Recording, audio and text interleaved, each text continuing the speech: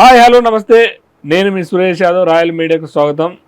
ఈరోజు చూస్తున్నాం రాజకీయ పరిస్థితులు. తెలంగాణలో ఉన్న రాజకీయాల్లో పలు సంచలనంగా మారిన వ్యక్తి senior advocate Sarath Kumar sir. చాలా ఇష్యూస్ మీద చాలా కేసులలో అద్భుతమైనటువంటి పోరాటం చేసి విజయాలు సాధించినటువంటి వ్యక్తి. అదేవిధంగా నిన్న చాలామంది పేద విద్యార్థులకు అండగా ఉన్నటువంటి వ్యక్తి. మన 46 జీవో బాధితులకు కూడా చాలా అండగా ఉన్నటువంటి వ్యక్తి శరత్ కుమార్ సార్. సో చూద్దాం ప్రస్తుత రాజకీయ పరిస్థితుల్లో శరత్ కుమార్ సార్ ఇక్కడ జరుగుతున్న పరిస్థితులు సార్తో మనం డిస్కషన్ చేద్దాం. సార్ నమస్కారం. సార్ ఎలా ఉన్నారు, బాగున్నారా? సూపర్. ఏం సార్, మొత్తం తెలంగాణలో హాట్ టాపిక్ గా ఏ విషయం కూడా ట్రెండింగ్ లో శరత్ కుమార్ సార్ ఉన్నారు. ఎందుకు శరత్ సార్ సడన్ గా ట్రెండింగ్ లోకి వచ్చారు? మరి అది మీ అందరి ఇంట్రెస్ట్ అయి ఉంటుంది నా మీద, లేదంటే నా మాటలు జనాలకి నచ్చుతున్నాయని ఉంటాయి. ఇట్లా ట్రెండింగ్ అని కాకుండా రాజకీయాలలో కుండబద్దలు కొట్టినట్టు మాట్లాడాలంటే కొంత ధైర్యం కావాలి. Unit have courage and conviction. ఒకటి, మనలో నిజాయితీ ఉండాలా. రెండవది, మనం మాట్లాడేది ప్రజాహితం కోసం మాట్లాడాలి. వ్యక్తిగత ప్రయోజనాల కోసమని మాట్లాడే సందర్భాలలో మనిషి వాస్తవాన్ని కప్పుచ్చి మసిపూసి మారేడుకాయ చేసే ప్రయత్నం చేస్తారు. నాకు ఆ వ్యక్తిగతమైన కాంక్షలు ఏవి లేదు కాబట్టి ఐ కేర్ 2 hoots. ఎవడేమనుకున్నా ఏం చెప్పాలో చెప్పేస్తాను, అంతే. సార్ ఇంకోటి ఏంది, మధ్య మీ కాంగ్రెస్ పార్టీలో మొత్తం సెంట్రల్ మినిస్టర్లు పోస్ట్ పంచుతారు. మన జీవన్ రెడ్డి అగ్రికల్చర్ మినిస్టర్ అవుతాడని నిజామాబాద్ అని చెప్తారు. ఏంది అసలు సెంట్రల్ మినిస్టర్ కాడికి పోయింది వ్యవహారం? అంటే ఎట్లా ఉంటుంది అంటే, మునిగిపోయే నావా దాంట్లో కూర్చున్న వాళ్ళు ఏం చేస్తారు, ఏది దొరికితే దాన్నే పట్టుకొని ఏదో రకంగా గట్టికి ఎక్కాలన్న ప్రయత్నం చేస్తున్నట్టే కనబడుతుంది. ఎందుకంటే ఈ అనాలోచితమైన వ్యాఖ్యలు, ఈ ఆలోచించకుండా, అంటే ఇన్ ది సెన్స్ అసలు పార్టీ హైకమాండ్ అనేది ఒకటి ఉందని, కేంద్ర మంత్రివర్గాన్ని కూర్చేది ప్రధానమంత్రి అని, తర్వాత ప్రధానమంత్రి మంత్రులను తనకు అంటే విశ్వాసంగా ఉన్న వాళ్ళను, పార్టీ ఇంట్రెస్ట్లను, స్టేట్స్ ఇంట్రెస్ట్లను దృష్టిలో పెట్టుకొని ఎలక్ట్ చేస్తారు. కేంద్ర మంత్రి పదవి గురించి ఒక ముఖ్యమంత్రి మాట్లాడడం అనేది ఫస్ట్ టైం నా లైఫ్లో నేను విన్నది. ఎందుకంటే డాక్టర్ చెన్నారెడ్డి విషయంలో ఈ టాపిక్ వచ్చింది. చెన్నారెడ్డి గారికి మంత్రి పదవి ఇవ్వాలా వద్దా అని. తర్వాత లక్ష్మీకాంతమ్మ అనేట ఆమె సికింద్రాబాద్లో కంటెస్ట్ చేసింది. ఆమె ఇప్పుడు జనతా పార్టీ 1978లో మాట చెప్తాను, ఆమె గెలిస్తే కేంద్ర మంత్రి అవుతుంది, ఈ కాంగ్రెస్ వాళ్ళు గెలిస్తే ఏమవుతారు అనే టాపిక్ వచ్చినప్పుడు డాక్టర్ చెన్నారెడ్డి గారిని ప్రశ్నలు వేస్తే అట్లా ఆ రకమైనటువంటి ఊహాగానాలు చేయొద్దన్నాడు. నిజంగా లక్ష్మీకాంతమ్మ మోస్ట్ ఎఫిషియెంట్ పర్సన్. ఆమెకు కేంద్ర మంత్రి పదవి ఇవ్వగలిగే అర్హత ఉంది. కానీ ఆమెకు కేంద్ర మంత్రి పదవి వస్తుందని వాళ్ళు చెప్పడం తప్పు, ఆమెకు ఇవ్వమని చెప్పడం తప్పు. ఒకవేళ నిజంగా ఆమెను కనుక వాళ్ళు గౌరవించదలుచుకుంటే కేంద్ర మంత్రి పదవి ఇచ్చి పంపిస్తే మనమే రాష్ట్రంలో ఇంకో రకంగా ఆలోచించే వాళ్ళం కదా. మన రాష్ట్రం నుంచి కేంద్రంలో ఒక మంత్రి పదవి వస్తుందంటే ఎవరు కాదంటారు అని అన్నారు. అంటే రాజకీయ నీతిజ్ఞత ఆ లెవెల్లో ఉంటుంది. ఇంత చైల్డిష్గా అంటే I don't mean that Jeevan Reddy గారికి అర్హత లేదని నేను అనట్లేదు. జీవన్ రెడ్డి గారు ఒక నిజాయితీ గల మంచి సామాన్య కుటుంబంలో పుట్టి కొన్ని విలువలకు కట్టుబడి రాజకీయాలు చేస్తున్నాడు. వారంటే మాకు చాలా అభిమానం. వారికి కేంద్ర మంత్రి పదవి కాదు కదా, ఏది ఇచ్చినా it is adoration of A true Congress man, అది ఒప్పుకుంటాం. కానీ ఎలక్షన్ ప్రచారంలో స్థాయి మరిచి ముఖ్యమంత్రి మాట్లాడే చాలా మాటలు పార్టీకి నష్టం కలిగించేలాగా. మీరు ఇంకో సంఘటన చూసారా, కోమటిరెడ్డి వెంకటరెడ్డి సీఎం అయ్యే అర్హత ఉన్నది అని చెప్తున్నాడు. అంటే ఇండైరెక్ట్ గా రేవంత్ రెడ్డి గారు జైలుకు పోతున్నారని ఒక మెసేజ్ ఇస్తూ నా తర్వాత వెంకటరెడ్డి అవుతాడని చెప్పేస్తున్నట్టు అనిపిస్తుంది. అది ఒక విషయం అండి. ఫస్ట్ ఆఫ్ ఆల్ ఇప్పుడు ముఖ్యమంత్రి పదవి ఖాళీగా లేదు. భవిష్యత్తు గురించి ఊహాగానాలు తప్పు విన్నారా. అది ఏ రకంగా కూడా అది రాజకీయమైన అనిశ్చితికే దారితీస్తుంది తప్ప రాజకీయంగా పర్సనల్ గా పదే మన నల్గొండ ప్రచారంలో అనేసరికి అందరికి డౌట్ స్టార్ట్ అయింది. ఈ ప్రభుత్వం కూలిపోతుందని, కూలగొడతారని రకరకాల మాట్లాడుతున్న ఈ తరుణంలో అంత అనాలోచితంగా ముఖ్యమంత్రి గారు మాట్లాడాల్సింది కాదు. ఎందుకంటే అంటే ప్రచారం చేయడానికి, ఓట్లు అడగడానికి ఇంకా సబ్జెక్ట్ ఏది లేకుంటే, అంటే ఈ రకంగా మేము ఇంతకాలం చేసిన పరిపాలన బేసిస్ మీద మాకు ఓట్లు వేయండి అని చెప్పగలిగేంత ధైర్యం లేనప్పుడే ఈ రకమైనటువంటి అక్కర్రాని మాటలన్నీ వస్తాయి. నిజానికి ఇప్పుడు 6 గ్యారంటీల విషయంలో కొంత ఆలస్యం జరిగిన మాట వాస్తవం. చిత్తశుద్ధితో అవును కరెక్టే, రాష్ట్ర ఆర్థిక పరిస్థితి సహకరించినందువల్ల, కేసీఆర్ చేసినటువంటి నిర్వాహకం వల్ల, రాష్ట్ర ఆర్థిక దుస్థితుల వల్ల కొంత ఆలస్యం జరిగిన మాట వాస్తవమే. రైతు బంధు విషయంలో కూడా మొట్టమొదటి పరిపాలనలోకి రాగానే ఎప్పుడైతే 9వ తారీఖు మేము ఇస్తాము అది అన్నారో, మీకు ఒక విషయం చెప్తా సార్, సోనియా గాంధీ గారి బర్త్డే 9 కదా, అవును ఆ బర్త్డేనే ఫేక్ అనే విధంగా పోయింది తెలంగాణలో. అట్లా అని ఎందుకంటే కానీ ఒకటి ఏంటంటే అఫ్ కోర్స్ ఇప్పుడు ఎట్లుంటుందంటే it requires confidence on the part of the leader. ఒక లీడర్ అనే వ్యక్తి ధైర్య సాహసాలు కలిగి ఉండాలి. తర్వాత ఏం చెప్పినా ప్రజలను కాన్ఫిడెన్స్ లోకి తీసుకొని చెప్పాలా. తర్వాత తనకి మద్దతు ఇస్తున్నటువంటి శాసనసభ్యులను పరిగణలోకి తీసుకోవాలి, తన మంత్రివర్గ సహచరులను పరిగణలోకి తీసుకొని వాళ్ళ సలహా సంప్రదింపులతో గౌరవంగా హుందాగా మాట్లాడితే అది ఆ ముఖ్యమంత్రి పదవికి కొంత వన్నదిస్తుంది, గౌరవం వస్తుంది. నేను గతంలో చాలా మంది కాంగ్రెస్ ముఖ్యమంత్రులు చూసినాను, ప్రతిపక్ష ముఖ్యమంత్రులు చూసినాను.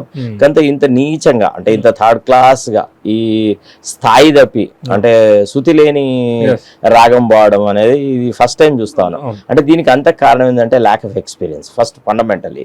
Second thing, the honourable chief minister is rather afraid to face the elections.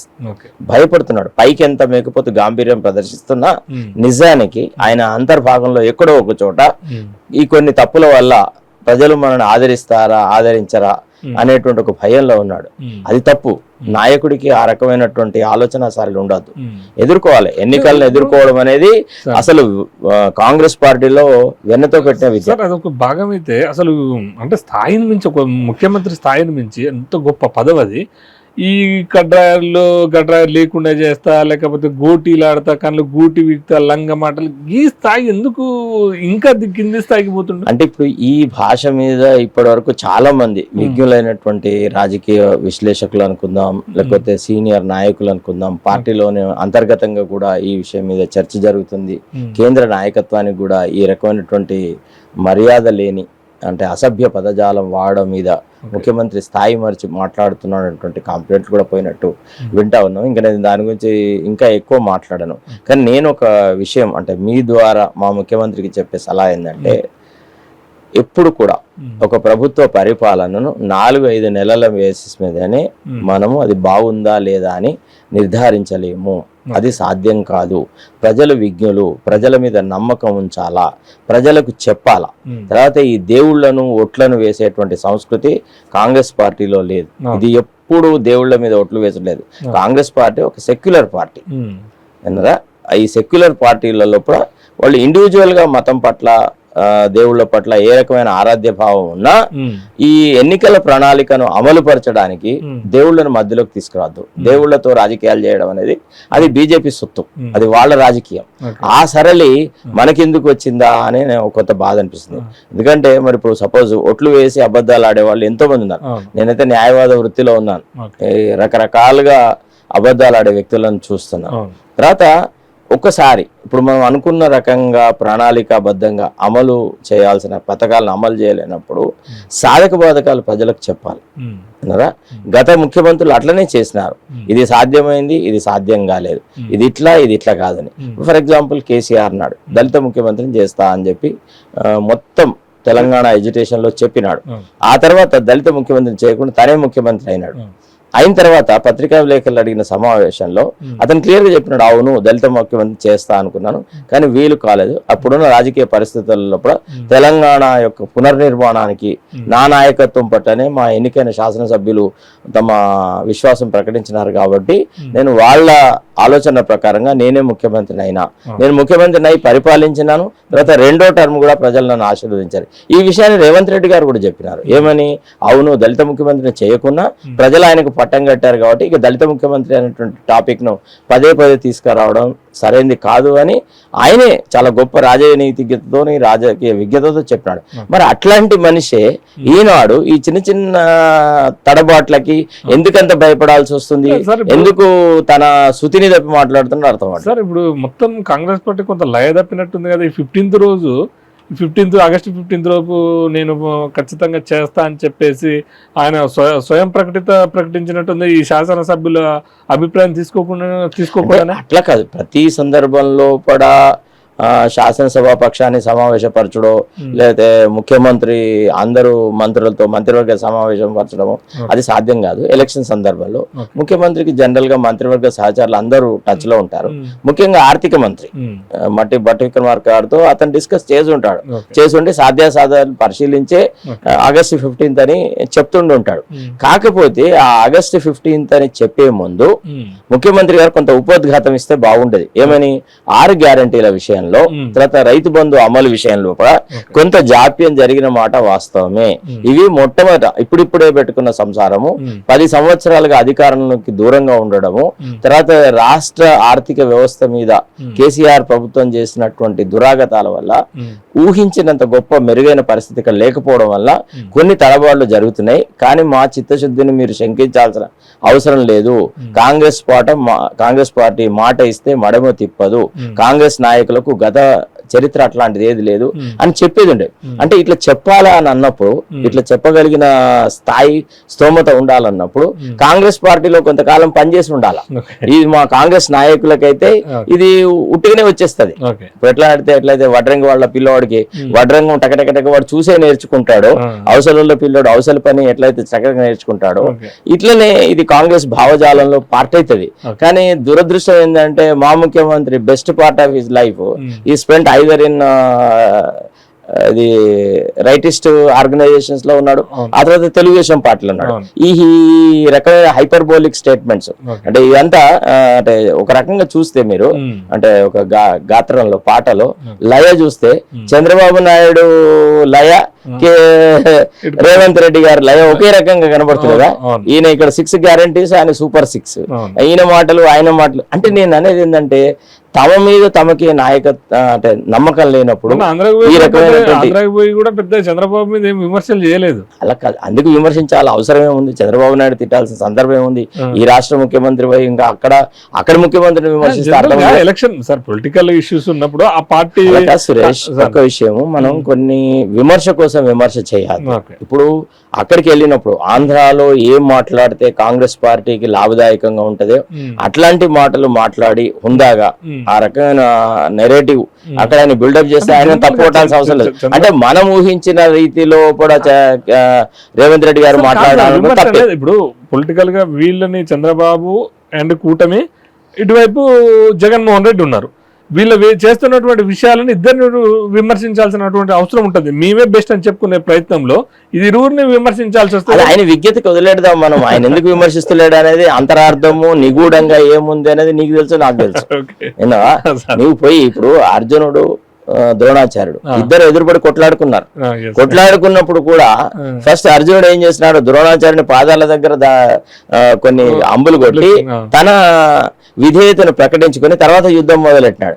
అట్టనే ఈయన కూడా ఆ రకంగా చేయొచ్చు. తర్వాత రెండోది, ఒక టోటల్లీ విపరీతమైనటువంటి కూటమిలో ఈనాడు చంద్రబాబు నాయుడు భాగస్వామి, ఎన్డీఏ కూటమిలో భాగస్వామి అయి ఏ మోడీ ఎవరి నేతృత్వంలో అయితే ఈనాడు ఇంత అరాచకం జరిగిందో, దేశంలో ఎంత సర్వనాశనమైందో, అసలు కమ్యూనల్ హార్మోని ఎంత దెబ్బతినదో, పచ్చి అబద్ధాలు ఆడుతున్న మోడీతో బాటుగా ఆయన జతగట్టినప్పుడు ఆయనను విమర్శిస్తే కాంగ్రెస్ కు లాభదాయకం అవుతుంది. ఇది నా అభిప్రాయం. But at the same time ఆయనకు ఆ గురుభావన అడ్డొస్తుంది. ఆయన చెప్పాడు కదా, చాలా ఓపెన్ గా చెప్పాడు కదా, చంద్రబాబు నాయుడు అప్పటికి ఇప్పటికి ఎప్పటికీ నా జీవితాంతం ఆయన నాకు రాజకీయ గురువే, నాకు రాజకీయ భిక్ష పెట్టిందే తెలుగుదేశం పార్టీ, తెలుగుదేశం కార్యకర్తల యొక్క కృషి వల్లనే నేను ఈ స్థాయికి వచ్చినా అని ఆయన ఓపెన్ గా చెప్పిన తర్వాత చంద్రబాబు నాయుడుని ఈయన తిట్టమని మనం అడగడం కూడా సంభవం కరెక్ట్ కాదు. అది అవసరం లేదు. ఆయన ఆ రకంగానే చూద్దాం. మాజీ తెలుగుదేశం పార్టీ నాయకుడుగానే రేవంత్ రెడ్డి గారిని చూస్తే more better than seeing him as a true Congress man. ఎందుకంటే ట్రూ కాంగ్రెస్ మ్యాన్ అయితే ఒక డిఫరెంట్ వేలో ఉంటుంది ఆల్టుగెదర్. ఒక పక్క సెక్యులర్ ఫోర్సెస్ అన్నిటిని బలపరిచేటువంటి ఉపన్యాసాలు చేయాలా, సెక్యులర్ ఫోర్సెస్ ని బలపరిచేటువంటి చర్యలు తీసుకోవాలి, ఆ రకంగా నెరేటివ్ మాట్లాడలే. దేశ ప్రధాని ఈనాడు కాంగ్రెస్ మేనిఫెస్టో గురించి ఎంత చెత్త వాదనలు చేస్తున్నాడు అంటే ప్రజల సొమ్ములను అందరినీ రాబట్టుకుంటాడని కాంగ్రెస్ పార్టీ, తర్వాత మంగళసూత్రాలు తీసుకొని వేరే వాళ్ళకు పంచుతుందని, ముఖ్యంగా ముస్లింలకు పంచుతాడని రకరకాలైనటువంటి మాటలు మాట్లాడుతున్నాడు. ముఖ్యంగా మా నాయకుడు రాహుల్ గాంధీ విషయంలో మోడీ చేస్తున్న విమర్శల్లో రవ్వంత కూడా సత్యం లేదు.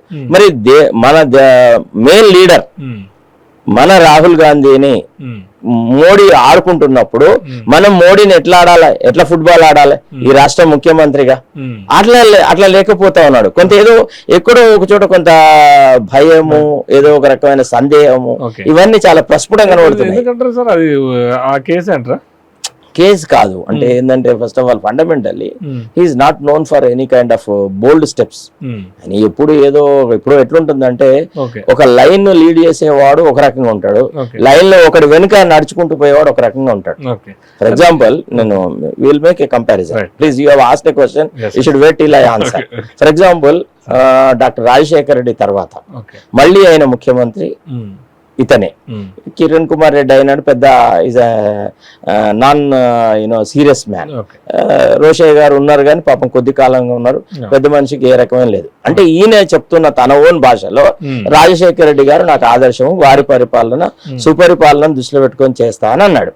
అయితే రాజశేఖర రెడ్డిలో ఉన్న స్థైర్యాలు గాని, ఆ పట్టుదల గాని, ఆ నిబద్ధత గాని, ఆ ఆలోచన సరళి గాని, ఆ విశాల దృక్పథం గాని, ఇవన్నిట్లలో దేర్ ఇస్ నో కంపారిజన్. దానివల్ల ఈయన తడబడుతున్నాడు. రెండోది ఏంటంటే ముఖం మీద కనబడేటువంటి ఒక ముఖ్యమైన విషయం ఏంటంటే రేవంత్ రెడ్డి గారు మాట్లాడుతున్నారు, మీరు గమనిస్తే ఆయనలో ఆ ధైర్యం లేదు. అంటే ఎంతైతే కసిగా ఒక కాంగ్రెస్ నాయకుడు మాట్లాడాలో అట్లా మాట్లాడలేకపోతున్నాడు. ఇంకోటి ఏంటంటే ఆగండి మీరు, మంత్రివర్గ సహచరులని ఈయన సరిగా వాళ్ళని కాన్ఫిడెన్స్ లోకి తీసుకుంటున్నాడా, మంత్రివర్గం యొక్క పూర్తి మద్దతు ఈయనకు ఉందా అనేటువంటిది కూడా ఒక డౌట్ వస్తుంది. లేదా వాళ్ళని అనుమానిస్తున్నాడా, అది కూడా ఒక డౌట్ వస్తుంది. ఎందుకంటే సీనియర్ మంత్రులు ఇంతమంది ఉండంగా, ఇంతమందిని కానీ ఒక దళిత నాయకుడు ఈనాడు రాష్ట్రంలో ఉప ముఖ్యమంత్రి ఉండంగా ఆయనను పక్కన పెట్టుకొని వేరే అతనికి ఈయన సొంత ఆస్తి అయినట్టుగా, ఆస్తి హక్కులో భాగం కల్పిస్తున్నట్టుగా, నా తర్వాత వెంకటరెడ్డి గారే అని చెప్పడం ఒక రకంగా it is an embarrassment Venkat Reddy as well as embarrassment Bhatti Vikramarka also. What happens to the party హైకమాండ్ అంటే మీరే నిర్ణయించుకుంటారా, మీ ఇష్టమేనా, ఇక్కడ మాకేం సంబంధం లేదా అనేది పార్టీ హైకమాండ్ కూడా అడుగుతుంది కదా. ఇప్పుడు కేంద్ర మంత్రివర్గంలో ఎవరు ఉండాలనేది కూడా ముఖ్యమంత్రులు డిసైడ్ చేస్తారు అని అంటే మరి చాలా గొప్ప రాజనీతిజ్ఞత. దీన్ని మనం ఫస్ట్ టైం చూస్తాం. సార్ ఇటీవల మన రఘునందన్ రావు ప్రెస్ మీట్ పెట్టి చెప్పారు, ఎస్ ఫోన్ ట్యాపింగ్ జరిగింది 100% నిజం, కానీ అదే పరికరాలు అవన్నీ కూడా ఇప్పుడు నడిపి నువ్వు బట్టి ఫోన్ చేయట్లేవా అని చెప్పేసి రఘునందన్ రావు కేటీఆర్ పదే అంటారు. ఇది కూడా అట్లే రన్నింగ్ అవుతుంది. క్వశ్చన్ చెప్పన్నా, వాళ్ళిద్దరి రాజకీయ గురువు ఎవడు చెప్పండి? రఘునందన్ రావు గాని కేటీఆర్ గాని కేసీఆర్ వాళ్ళు ఏ భాష మాట్లాడతారండి? ఈయన ఆ సాంప్రదాయాల నుంచి వచ్చిన వ్యక్తే రఘునందన్ రావు. పచ్చి అవకాశం అది ఏది పడుతుంది మాట్లాడు అంటే ఏదో రకంగా ఈ రకమైన విమర్శ చేసి ఇక్కడ నుంచి ఆన్సర్ లేదు కదా సార్. చెప్పేది నేను ప్లీజ్ దయచేసి, మీరు అడిగారు ప్రశ్నకి మళ్ళీ సమాధానం చెప్పనియ్యారు. అంటే మీకు నచ్చిన సమాధానం నేను చెప్పాలంటే నేను చెప్పండి. అట్లయితే నాకు ఫ్రీడమ్ ఇవ్వాలి. నేననేది ఏమంటే ఇప్పుడు కేటీఆర్ భాషని రఘునందన్ రావు మాట్లాడుతున్నంటే వీళ్ళ గురువు ఒకటే, వీళ్ళ కరికులం ఒకటే, వీళ్ళ నాలెడ్జ్ ఒకటే, వీళ్ళకి ఇచ్చిన తర్ఫీదు ఒకటే. వాళ్ళకి కావాల్సిన ఇద్దరికి కావాల్సిన కామన్ ఎనిమి ఎవరు? మా ముఖ్యమంత్రి. కాబట్టి మా ముఖ్యమంత్రిని విమర్శించడంలో వీళ్ళిద్దరు ఏకమవుతారు. దాంట్లో పెద్ద విచిత్రం ఏముంది? అయితే ఏ మాత్రం క్రెడిబిలిటీ ఉంది రఘునందన్ రావుకు? రఘునందన్ రావు యొక్క క్రెడిబిలిటీ ఏంటిది? నేను అడుగుతున్నా ఫస్ట్ ప్రశ్న. కేటీఆర్ క్రెడిబిలిటీ ఏంది? చెత్త గలీజ్ లీడర్షిప్ ఇచ్చేసేసి అసలు మొత్తం బీఆర్ఎస్ సర్వనాశనానికి మూల కారణమైనటువంటి కేటీఆర్ గాని అసలు బీజేపీ పార్టీలో ఎన్నడూ ఈ తగాదాలు లేవు, గ్రూపులు లేవు. బీజేపీ పార్టీ ఒక కొహెసివ్ యూనిట్ గా ఉండేది. అట్లాంటి పార్టీ లోపల విషం చొప్పించినటువంటి రఘునందన్ రావుకి వీళ్ళిద్దరు మాటల్ని ప్రజలు సీరియస్ గా తీసుకోరు. అసలు ఒకవేళ బండి సంజయ్ నాయకత్వాన్ని అట్లనే ఉంచి అదే రకంగా ఆయన నాయకత్వం పట్ల మద్దతు ప్రకటించి ఉంటే చాటుమాటుకు అమిత్ షా గురించి ఆయన మాట్లాడిన మాటలన్నీ మనకు బయట లీక్ అయినాయి కదా. రఘునందన్ రావు గారు మాట్లాడిన మాటలు అవన్నీ వింటే ఆయనకి ఏమైనా నిబద్ధత ఉన్నట్టుగా మనం గ్రహిస్తాం. మనము ఆయనకి ఏదైనా నిబద్ధత ఉందని మనం గ్రహించగలమా? సో అట్లాంటి అంటే సొంత ఇంట్లోనే కల్లోలాలు సృష్టించే వ్యక్తి, సొంత ఇంట్లోనే కపటంతో ప్రవర్తించే వ్యక్తి, ఆయన మాట్లాడే మాటలు ఎవడు పట్టించుకోడు. తర్వాత as far as KTR is concern, is an over ambitious person. He doesn't estimate himself. అసలు నా స్థాయి ఏంది, నా స్తోమత ఏంది, నాకున్నటువంటి గొప్ప టాలెంట్ ఏంది, ముఖ్యమంత్రి పదవికి నేను అర్హున్నా కాదా, నేను తొందరపడ్డానా లేదా, నేను అసలు అంటే మాకు అదేదో పాట జ్ఞాపకం ఉంటది, ఇది మల్లెల వేలయని ఇది వెన్నెల మాసం అని, అట్లుంది కేటీఆర్ గాత్రం. అందుకోసమే నాశనమైంది. ఒకవేళ కేటీఆర్ కనుక సంయమనం పాటించుంటే, కేసీఆర్ మీద అనవసరమైన ఒత్తిడి లేకుండా ఉంటే, పార్టీని మొత్తంగా తన నేతృత్వంలోకి రావాలన్న ప్రయత్నాలు చేయకపోతే, అంత ఈ అరాచకం సృష్టించకపోతే, ఎంత అవినీతికి పాల్పడినాడు కేటీఆర్. అందుకే వాళ్ళ విశ్వసనీయత లేదు. సో మీరు ఇంకోసారి దయచేసి కేటీఆర్ ఇదన్నాడు, రఘునందన్ రావు ఇదన్నాడు మా ముఖ్యమంత్రి అంటే నేను ఒప్పుకోను. Of course it is true. ఏమి కొన్ని విషయాలలో ముఖ్యమంత్రి గారు మాట్లాడుతున్నటువంటి తొందరపాటు మాటల్ని, అనాలోచితమైన మాటల్ని నేను గుడ్డిగా సమర్థించాను. కానీ at the same time I have no reason to doubt his integrity. What I say is that this is not the line of action. See you should have built up a narrative. ఎట్లుండాలి, ఒక నలుగురు advisors ఏ రకంగా ఉండాలి. ఇక ఇప్పుడు మనం ఈ ఎన్నికలను ఎదుర్కోబోతున్నాం. మనం ఏ యాంగిల్లో కూడా మన ప్రచార సరళిని మనం తీసుకొని వెళ్ళాలి. ఏ విషయాలు మాట్లాడితే మన పార్టీకి ఉపయోగకరం ఉంటాయి, ఎక్కడెక్కడ మన దగ్గర మెప్పు పొంది అంటే మార్కులు వచ్చేటివి ఉన్నాయి, ఎక్కడెక్కడ మనం దాపరికం చేయాలా అనే విషయాల మీద ఒక థ్రెడ్ వేర్ డిస్కషన్ ఉండాలి. అదంతా ఏది లేదు కదా. ఎవడో స్క్రిప్ట్ రాస్తున్నాడు, ఏదో మాట్లాడుతున్నాడు. ఇదంతా సునీల్ కనుగోలు గాని వ్యవహారం కనబడుతుంది.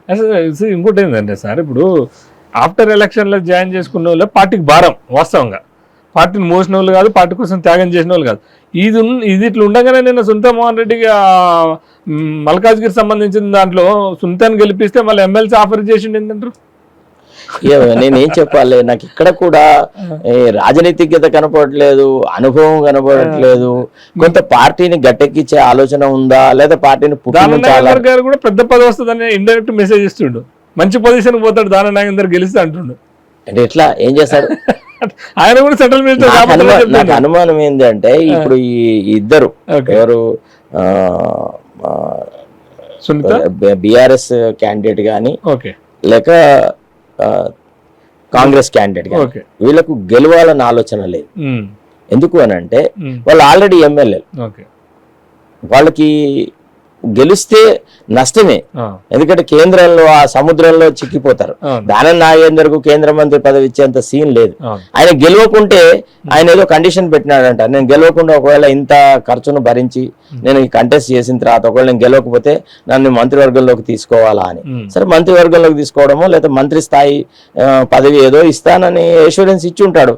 అందుకే ఆయన వచ్చేసేసి సిగ్గు ఎగ్గు అన్ని వదిలెట్టేసేసి వచ్చి కంటెస్ట్ చేస్తా ఉన్నాడు. అసలు ఆయన నిబద్ధత ఏమున్నది? సో దానం నాగేందర్ కి సపోర్ట్ చేస్తూ రేవంత్ రెడ్డి గారు ఏం మాట్లాడినా అది పార్టీకి డ్యామేజ్ అవుతుంది తప్ప ఇంకో రకంగా. కిషన్ రెడ్డి కోసం డిసైడ్ అంటారు. తెలుస్తలేదు అబ్బా, ముంచేతి కంకడానికి అర్థమయ్యేలా అన్నట్టుగా ఇది కననే పడుతుంది కదా. నిజానికి కిషన్ రెడ్డిని ఓడగొట్టాలంటే మా పార్టీలో నాయకులు లేరా? హైదరాబాద్ కు సంబంధించిన వాళ్ళు కావాలంటే అదే కదనండి. అంతెందుకు ఆ కుర్రోడికి రాజ్యసభ ఇచ్చే బదులు అతన్నే నిలబెట్టి ఉంటుంది, సూపర్ గా గెలిచు. కిషన్ రెడ్డిని చిత్తుగా ఓడిస్తుండే. కానీ మా ప్రాబ్లం అక్కడ ఏమొచ్చిందంటే మా నాయకుడికి కాంగ్రెస్ నాయకత్వం మీద, కాంగ్రెస్ నాయకుల మీద కొంత నమ్మకం తక్కువ. ఆయనతో పాటుగా మైగ్రెంట్ బోర్డ్స్ ఉన్నాయి కదా, కొన్ని తెలుగుదేశం పార్టీలోంచి ఇక్కడికి వచ్చినాయి, తర్వాత ఇంకో పార్టీలోంచి ఇక్కడికి వచ్చినాయి. ఇట్లాంటి మైగ్రెంట్ బోర్డ్స్ మీద ఆయన ఆధారపడ్డాడు. కాబట్టి మాకు మేమంటే ఎంత అయితే స్థాయిలో, ఎంత గొప్పగా అయితే ఇవాళ మేము ఎలక్షన్ క్యాంపెయిన్ చేయాలనుకున్నాము అంత చేయలేకపోతున్నాం. మీరు గమనిస్తున్నారో లేదో, ఒక్క ముఖ్యమంత్రి తప్ప వేరే వాళ్ళ మాటలకి ఏమైనా వాల్యూ ఉంటుందా? వాళ్ళు ఏమైనా మాట్లాడితే విశ్వసనీయత ఉంటుందా? మంత్రులు ఏమైనా ప్రచారం చేయగలుగుతున్నారా? మీరు నమ్ముతారో నమ్మరో, దాదాపు ఎమ్మెల్యేలు కూడా ఆల్మోస్ట్ మేము గెలుస్తాము అనేటువంటి ఒక రకమైనటువంటి ఓవర్ కాన్ఫిడెన్స్ లో అసలు ప్రచారం కూడా సరైన రీతిలో జరపట్లేదండి. మీరు నమ్ముతారు నమ్మరు, చాలా నియోజకవర్గం మేము అబ్జర్వ్ చేస్తాం కదా, ఏదో కార్యకర్తల మీటింగ్ అనుడు, ఒక 50, 100 ప్రతి మీటింగ్ లో 200 కండువాలు తెచ్చుడు, ఎవ్వని కొడితే వానికి గప్పుడు, కప్పినోనికే గప్పుడు. అసలు ఈ కండువాలు ఎందుకు అర్థం కాదు. ఒక పక్క ఎలక్షన్ క్యాంపెయిన్ లో కొత్త వాళ్ళను పార్టీలో చేర్చుకోవడం అనేది ఏమైనా ఉందా? వాళ్ళకి ఏం కండిషన్ పెట్టదంటే, నిన్ను పార్టీలోకి రాణిస్తాం గానీ నీ ద్వారా మా పార్టీకి ఎంతమంది ఓటర్లను తీసుకురాగలుగుతాం? ఎంత బలం తీసుకొస్తాం అని కండిషన్ పెట్టేది ఉండే. కానీ ఎన్ని సూట్ కేసులు తెస్తావు, ఎంత డబ్బు తెస్తావు అని అడుగుతున్నట్టు ప్రచారం జరుగుతుంది. అది నేను అంత అట్లా నేను మాట్లాడేది, ఎందుకంటే మా పార్టీ నాయకత్వం, కేంద్ర నాయకత్వం చాలా పరిశీలనలో ఉంటది, వాళ్ళు అన్ని అబ్జర్వ్ చేస్తారు. అయితే ఒక్కటి మాత్రం ఉందబ్బా, ఏదంటే ముఖ్యమంత్రి ఎంత అయితే బలీయమైనటువంటి నాయకత్వం ఇవ్వాలో అంత ఇవ్వలేకపోతున్నాడు అనేది డౌట్లెస్. లేదు సార్, ఒకటి జనాలలో అంటే కొంత వర్షన్ ఏంటంటే, మన కొంతమంది కాంగ్రెస్ వాళ్ళు మాట్లాడే వర్షన్ అని, రేవంత్ రెడ్డి 15-20 సీట్లు అంటే 15-16 సీట్లు తీసుకొస్తాడు చూడండి మీరు, ఆ శరత్ సారో లేకపోతే బక్క జడ్సన్ ఏం పని లేక కామెంట్ చేస్తారు, కామెంట్లు పెడుతున్నారు. మరి వాళ్ళ విజ్ఞత ఎంతో మనకు తెలియదు. రేపు ఇంకెన్ని రోజులు ఉన్నదబ్బా. ఇప్పుడు గతంలో కూడా 2.5 సంవత్సరాల క్రితం కేసీఆర్ రాడు, కేసీఆర్ పోతాడని చెప్పింది మేము అన్నరా, రేవంత్ రెడ్డి గారు చెప్పలే ముందు. కేసీఆర్ పక్కన ప్రజారెడ్డి మరి సునీల్ కొనుగోలు కంటే ఎక్కువ ప్రజారెడ్డి మీకు ఎట్లా తెలుస్తుంది? అసలు నేను చెప్తున్నాను కదబ్బా, అది చాలా you need to read the public pulse అండి. ప్రజల మధ్యలో ఉండాలి. ఎక్కడో ఒక ఏసీ రూమ్ లో కూర్చొని తనకు నచ్చిన విధానంలో అందరూ మాట్లాడాలి, తనకు నచ్చినట్టు అందరు ఉండాలి, బాండ్ బ్యాజా లాగా యూనిఫామ్ వేసుకోవాలి, పీర్ పిప్పిర్ అనాలంటే అట్లాంటి కార్యకర్తలే దొరుకుతారు. ఇప్పుడు ఆయనకు అంతా పీర్ పిప్పిర్ గాళ్ళే దొరుకుతున్నారు. లేకపోతే ఎవడన్నా అది అట్లా కాదు ఇది ఇట్లా అనేది ఉంటదా? అసలు కాంగ్రెస్ లో కూడా ఒక మీటింగ్ జరిగితే ఎంత చక్కగా డిస్కషన్లు, డిబేట్లు జరిగేది. ఇవాళ ఏమైంది, ప్రవచనం అయిపోయింది. గత ఏ మీటింగ్ అయినా కానీ గరికపాటో లేకపోతే ఆయన వచ్చి ప్రవచనం చెప్పినట్టు చెప్పుడు పోవుడు, దాని ప్రభావం ఏముంటుంది అనేది కూడా ఆలోచించాలి కదా. ఒక ప్రాంతాల్లో ముఖ్యమంత్రి ఒక ఎలక్షన్ మీటింగ్ అటెండ్ అయ్యి పోయినాడు అని అన్న తర్వాత దాని మీద ఫీడ్బ్యాక్ తీసుకోవాలి. ముఖ్యమంత్రి యొక్క స్పీచ్ యొక్క ఇంపాక్ట్ ఏముంది అని చూడాలి. ఇవాళ ఏమైనా ఉందా చెప్పండి? Any impact are you able to feel? ఎక్కడ ఏం లేదు. ఎక్కడైనా కానీ మందిని చేరడము, ఓని ఎవరినో బూతులు తిట్టడం, ఓని ఎవరినో పొగడం. అరే మరి మన ఇంత గొప్ప, ఇప్పుడు ఫర్ ఎగ్జాంపుల్ మన కాంగ్రెస్ మేనిఫెస్టో ఉందండి. పార్లమెంట్ ఎన్నికలకి మనం న్యాయపత్ర ఇచ్చినాం. ఈ న్యాయపత్రలో ఏ అంశాలు మెరుగైన ఉన్నాయి, దేని ద్వారా మనం దేన్ని చెప్పి మనం ప్రజలను మన వైపు తిప్పుకోవచ్చు. న్యాయపత్ర గురించిన చర్చే లేదండి. విషయం తెలుసా సార్? ఎందుకు ఆయన దాని గురించి ఎక్కువగా మాట్లాడలేడు అని అంటే, మొత్తం అసలు ఇప్పుడు ఈ ఎన్నికలను ఒక రెఫరెండం అని ఎవరిని అడగకుండా అంటే సొంతగానే ఒక నిర్ణయం తీసుకొని చెప్పారు. ప్రజాభిప్రాయంగా అనుకోవడం. సార్ ఒక విషయం చెప్పన్నా, అసలు to my little understanding he has no knowledge of what is referendum. ఎవ్వరు కూడా ఈ దేశ రాజకీయాలలో గానీ లేకపోతే ప్రపంచ రాజకీయాలలో గానీ 4 నెలల్లో రెఫరెండం కు పోయిన వాడు ఎవరు లేడు. ఒక యూకేలో ఎప్పుడైతే వాళ్ళు whether they should be out of European Union or not అనేటువంటి రెఫరెండం, అది వాళ్ళ పోల్ ప్రామిస్. వాళ్ళు ఏమన్నారు, ఈసారి మేము పవర్ లోకి వస్తే యూరోపియన్ యూనియన్ లో ఉండాలా వద్దా అనే దాని మీద మేము రెఫరెండం పెడతామని వాళ్ళు మాట ఇచ్చారు. ఆ ప్రకారంగా బ్రిటిష్ రాజకీయాలలో రెఫరెండం పెట్టినారు. David Cameron has lost. అదంతా జరిగిపోయింది. కానీ ఇక్కడ అసలు నీవు పోయే నాటికి ఇల్లంతా చంద్రవందర అయి ఉన్నది. హనుమంతుడు కాల్చిన లంకలాగా ఇవాళ రాష్ట్ర ఆర్థిక పరిస్థితి.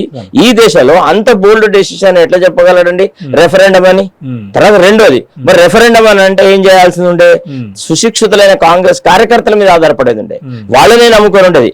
ఏ కార్యకర్తల యొక్క భుజబలాల మీద, పరాక్రమం మీద మనం ఈనాడు 64 స్థానాలు గెలిచినామో వాళ్ళనే నమ్మి, చూడు నిన్నగాక మొన్న మనం కబడ్డీ గెలిచినాము, మన టీంతోనే మళ్ళీ మనం వెళ్దాం, మనకు వేరే వాడి అవసరమే లేదు, మనమే ఖచ్చితంగా ఈ పార్లమెంట్ ఎన్నికలలో గెలవాల్సిన బాధ్యత మీదే, రేపటి భవిష్యత్తు మీదే అని కనుక ఆ కార్యకర్తలకు చెప్పుంటే నాడు అసెంబ్లీ ఎన్నికలప్పుడు ఎంతైతే మెజారిటీ తీసుకొచ్చినారో అంతకంటే డబుల్ మెజారిటీ తీసుకువచ్చేటువంటి శ్రమ మా కాంగ్రెస్ కార్యకర్తలు పడుతుండే. కానీ మొన్న గెలిపించిన వాళ్ళని పక్కకు పెట్టేసేసి వాడు వీడు రిటైర్డ్ వాడు ఎక్స్ ఎమ్మెల్సీలను ఎక్స్ ఎమ్మెల్యేలను ఎందుకు ఇదంతా ఈ ఆర్భాటం ఎందుకు? ఇవన్నీ ఫెయిల్డ్. ఇవన్నీ కింద పడేసిన పత్తాలు తీసుకొని ఆడతా అంటాడు ఈయన.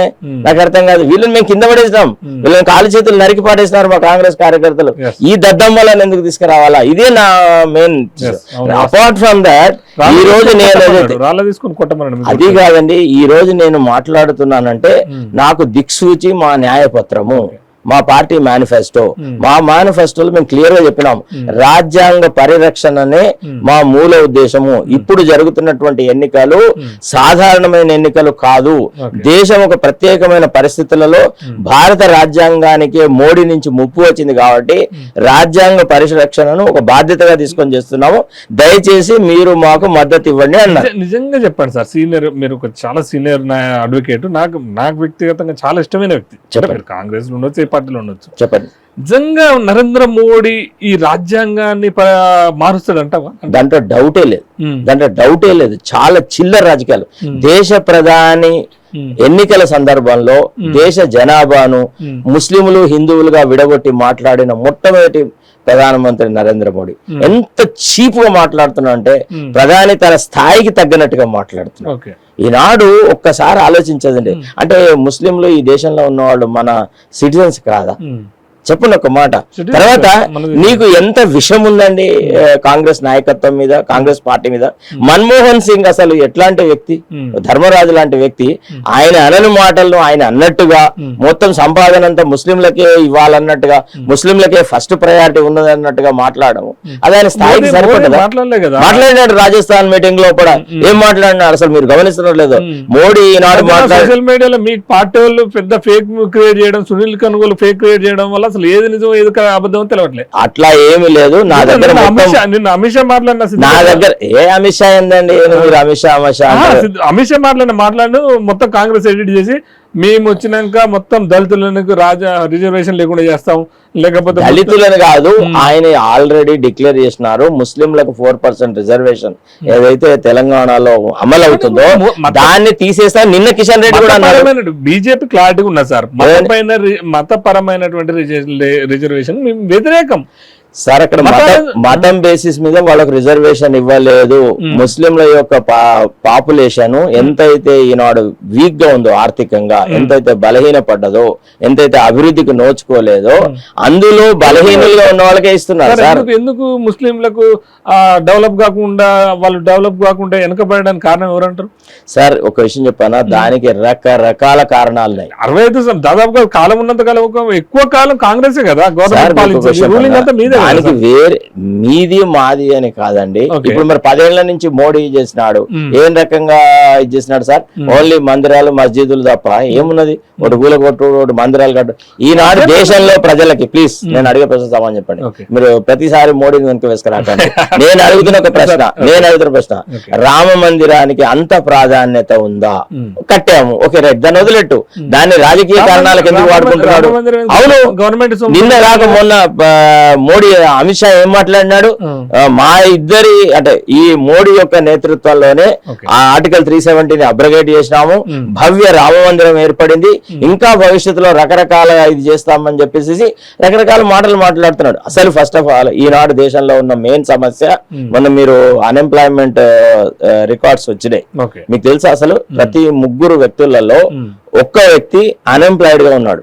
ఇవాళ ఎడ్యుకేటెడ్ యూత్ ఎంత సఫర్ అవుతున్నారో తెలుసా మీకు? లేడీస్ లలో, ఉమెన్ లలో అన్ఎంప్లాయ్మెంట్ రేట్ చాలా ఎక్కువ ఉంది. ఏం సార్ లక్షల ఉద్యోగాలు ఇస్తా అని చెప్పి పచ్చి అబద్ధాలు ఆడి అసలు దేశ సంపదన అంతా ఈ మందిరాలు కట్టడానికి, మస్జిదులు కొనుక్కోవడానికి. ఇప్పుడు రామ మందిరానికి గవర్నమెంట్ డబ్బులు యూజ్ చేశారంటవా సార్? మీరు ఎలక్టోరల్ బాండ్స్ లో తీసుకున్న పైసలన్నీ ఏం చేసినాడు సార్? ఇన్ని వేల కోట్ల రూపాయలు తీసుకున్నాడు కదా. అందరు దొంగల దగ్గర, మెగా కృష్ణారెడ్డి లాంటి వాళ్ళ దగ్గర, ఫార్మా కంపెనీల దగ్గర, ఎవరిలైతే అవినీతి పరులు, పచ్చి అవినీతి తిమింగళాల దగ్గర డబ్బులు తీసుకున్నాడు. ఎక్కడ ఖర్చు పెట్టాడు మరి? ఆడిట్ రిపోర్ట్ చూపెట్టమని చెప్పను. Let the BJP disclose it's audit report గా మాకు ఇన్ని వేల కోట్లు వచ్చినాయి, వీటిని ఈ రకంగా మేము ఖర్చు పెట్టామని చెప్పమనండి. ఇంత ఫ్రాడ్ చేస్తున్నా మళ్ళీ 400+ క్రాస్ అయ్యేదానికి ఎందుకు వస్తుందంటారు సార్? ఎవరు క్రాస్ చేస్తారు? 400 ప్రజలు ఎందుకు అతిర్పిస్తారు? ఎవరు ఇయ్యరు. ఈసారి మోడీకి 250 దాటదు. You take it from me. Yes exactly, మొత్తం నార్త్ 250 దాటరు సార్. ఈసారి మోడీ నేతృత్వంలో మళ్ళీ ప్రభుత్వం ఏర్పడదు. అసలు కట్టలు బీజేపీ వాళ్ళు కూడా నమ్మకం లేదు, ఎవరికి నమ్మకం లేదు. అసలు ఇప్పుడు మోడీ ఎంతైతే భయానకంగా ఎంతైతే భయపడుతూ ఈనాడు ఎలక్షన్ స్పీచెస్ ఇస్తున్నాడో that itself is an indication that Modi is losing ground అని చెప్పేసి. లేకపోతే ఎవరైనా ఏ దేశ ప్రధాని అయినా కమ్యూనిటీ బేసిస్ మీద మాట్లాడతారు. కొంచెం తప్పుగా లేదు సారీ మీ తప్పే లేదు, ఇది నా అభిప్రాయం. This is my opinion. I have got reports from various sources. ఇది రికార్డ్ అవుతుంది. 250 క్రాస్ కాదని చెప్పేసి మీరు అంత 100% చెప్తున్నాను. 250 క్రాస్ కాదు. You take it from me. Modi is not going to be the new prime minister again. Third time is a far cry. It can never happen. అది ఒకవేళ అది జరిగింది అనుకోండి, ఫర్ ఎగ్జాంపుల్ ఏదో రకంగా ఒకవేళ మ్యానిపులేషన్స్ ద్వారా జరిగితే ఈ దేశం సర్వనాశనం. రకరకాల ఇప్పుడు ఈవీఎంల వ్యవహారాలు అంతా నాకు అర్థం కాదు సార్. మీ ముఖ్యమంత్రి అయిందే ఇదే ఈవీఎంలతో కదా సార్. మీకు ఒక విషయం చెప్పనా సార్, కండక్టర్ పోస్టులకు సంబంధించిన ఏమో బీద వాళ్ళకి ఇచ్చేసేసి ముఖ్యమైన అగ్రకులాలు తీసుకున్న దేశం ఇది సార్. మీరు ఏం మాట్లాడుతున్నారు? కండక్టర్లు, డ్రైవర్లు, పోలీస్ కానిస్టేబుల్ ఏమో బీసీలు ఉండాలి, అంత పెద్ద పెద్ద పోస్టులు అన్నిట్లలో అప్పర్ క్యాస్ట్లు ఉండాలి. ఈ సిస్టమ్ తెచ్చింది కాంగ్రెస్ పార్టీ, నాకు గుర్తుందా సార్? తెచ్చినవచ్చు కదా సార్. ఇప్పుడు ఒక పొరపాటు జరిగినప్పుడు దేశ ప్రజలు చాలా మందికి అనుమానం జరుగుతున్నప్పుడు అనుమానం నివృత్తి అయ్యేలాగా ప్రధానమంత్రి ఎందుకు ప్రవర్తించాడు? ఈవీఎంల యొక్క విషయాన్ని మీద అంత గోప్యత ఎందుకు, అంత పట్టుదల ఎందుకు? ఎస్, దేశ ప్రజలు ఈనాడు అడుగుతున్నారు ఏమని, మాకు ఈవీఎంల మీద నమ్మకం లేదు, ఈ మిషన్స్ వాళ్ళు ఏమన్నారు, వీవీప్యాట్స్ అయితే రిసిప్ట్స్ ఇచ్చారో దాన్ని వేరే చోట వేసి ఈక్వల్ గా చేసి కౌంటింగ్ చేయమన్నారు. దాంట్లో తప్పేముంది? ఎందుకు చేయొద్దు? ఎందుకు చేయొద్దండి? అంటే బ్యాలెట్ పేపర్ పోతే మీ భవిష్యత్తు మారుతుందంటారా? డెఫినెట్లీ మారుతుంది. అసలు మ్యానిపులేటివ్ టాక్టిక్స్ ద్వారానే మోడీ పవర్ లోకి వస్తున్నాడు. Not on the basis of ballot paper చేయలేదంటారా? ఏం చేస్తారు? బ్యాలెట్ పేపర్ ఎంతసేపు బ్యాలెట్ పేపర్ ఇది ఈజీ కదా చాలా పొరపాటు. ప్రజలలో ఈనాడున్న ఆగ్రహం కనుక మనం గమనిస్తే విన్నారా, ఆ ప్రజల ఆక్రోశం, ముఖ్యంగా యువకులు, మహిళలలో ఈనాడు ఎంత అసంతృప్తి ఉంది, ఎంత సర్వనాశం. సార్ రూపీ వాల్యూ ఎంత తగ్గింది సార్? ఈనాడు ఇవాళ 100 రూపాయల వాల్యూ 10,000కు వచ్చింది సార్. ఇవాళ 10,000 ఎవరికైనా ఇస్తే లైట్ తీసుకున్నారు. 1000 రూపాయలకి వాల్యూ లేకుండా పోయింది రాను. మీరు చెప్పండి సార్, ఏ వస్తువుల ధర తగ్గింది? పెట్రోల్, డీజిల్, గ్యాస్, నిత్యావసరాల ధరలు ఆకాశాన్ని అంటున్నాయి. సామాన్య ప్రజానికం ఎట్లా బతుకుతారు సార్? కరోనాలో ప్రజలను ఎంత సర్వనాశనం చేసినాడు. డిమానిటైజేషన్ అని ఒక అనాలోచితమైనటువంటి ప్రక్రియ వల్ల దేశ ఆర్థిక వ్యవస్థ ఎంత కుదేలైంది. అసలు విషయాలు ఎవరు మాట్లాడతారు సార్? ఎంతసేపు ఏదో అక్కర్రాని టాపిక్ల మీద చర్చ జరుగుతుంది, కాంగ్రెస్ కు తిట్టడం మీద. కానీ దేశ ప్రజలకు రేపటి మన పురోగతి ఈ రకంగా ఉండవుతుంది. ఈ పద్ధతిని మేము అవలంబిస్తామని చెప్పడం. 5 ట్రిలియన్ ఇదంటాడు. ఎక్కడ వస్తుంది అండి 5 ట్రిలియన్ ఎకానమీ? ఇటనా? ఇవాళ the gap between haves and have nots అంటే ఆర్థికంగా ఉన్నతి ఉన్న వాళ్ళకు తర్వాత తక్కువ ఉన్న వాళ్ళ మధ్యలో గ్యాప్ ఎంత పెరిగిందో తెలుసా? నువ్వు ఏ ఎకానమిస్ట్ అడగండి సార్, వరల్డ్ ఫేమస్ ఎకానమిస్టులు అందరూ ఒక ఒపీనియన్ చెప్పినారు ప్రపంచ వ్యాప్తంగా. తర్వాత మన అంబాసిడర్లు విదేశాలలో కూడా పార్టీ రాజకీయాలు చేస్తారా? ఒక ambassador, I remember one thing అంటే ఖతార్ లో మా head of the department professor Basheeruddin was an ambassador in Qatar. He uttered something wrong. He was recalled. I met him in Delhi. Sir, क्या कर रहे हैं आप इसके बाद में అని అడిగితే ఆయన చెప్పినాడు, మళ్ళీ क्या करूंगा मैं जाके उधर head of the department journalism में बनूंगा అన్నాడు.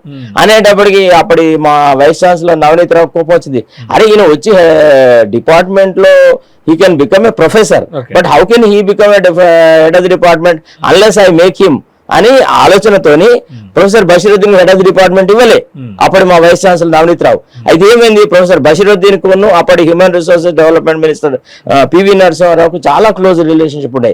ఇక్కడ ఎయిర్పోర్ట్ లో వెన్ హీ వాజ్ రిసీవ్డ్, క్యా Basheer what are you doing అంటే, sir I'm professor in the head journalism department అడిగినాడు ఆయనని. Why you have not become head of the department అని అంటే, no sir it is the prerogative of the vice chancellor.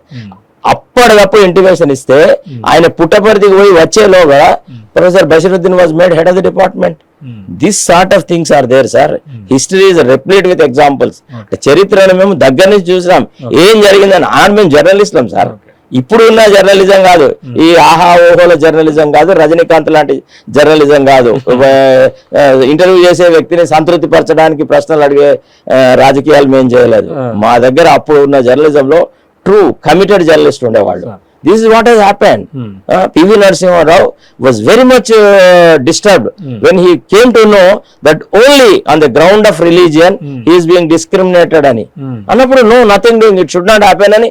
Immediately he was made to, the vice chancellor was rather compelled to make Professor Bashiruddin as head of the department.